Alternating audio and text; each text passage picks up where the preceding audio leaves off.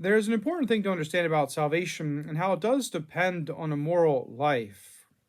There's what we would call the natural order in humanity, where people strive to do good and avoid evil. And this is across the board that you find in kind of every cultural ethos before Christ and the church kind of enter into it. In this way, when Christ came, he fulfilled the law of goodness. And this is actually the beauty of Christ. And this is what grace does. The grace that is held out to us for salvation is this supernatural help to do good and avoid evil. In a sense, it perfects our natural desire. In one sense, the grace of the Holy Spirit helps us to move in the right direction. It helps us to avoid immorality. St. Ignatius writes about this in his Discernment of Spirits, about how the Holy Spirit operates and how the devil operates. For he mentions when one is going from mortal sin to mortal sin, the Holy Spirit will sting the conscience and make that person sad, help them kind of turn from their sin to seek a holy life.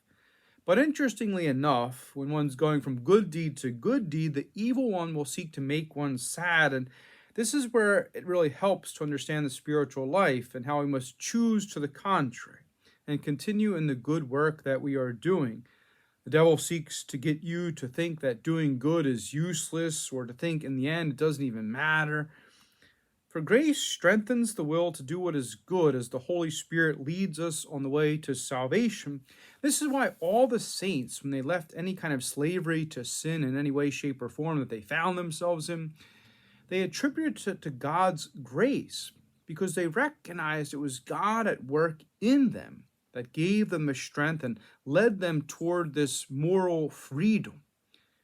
It was often a battle where they realized it was not just them striving to do good and avoid evil, but God leading them and helping them to leave Egypt, and the devil seeking to ensnare them and kind of bring them back into slavery. This is why prayer is at the center of every saint's life, because they find their strength in God himself to do good and avoid evil.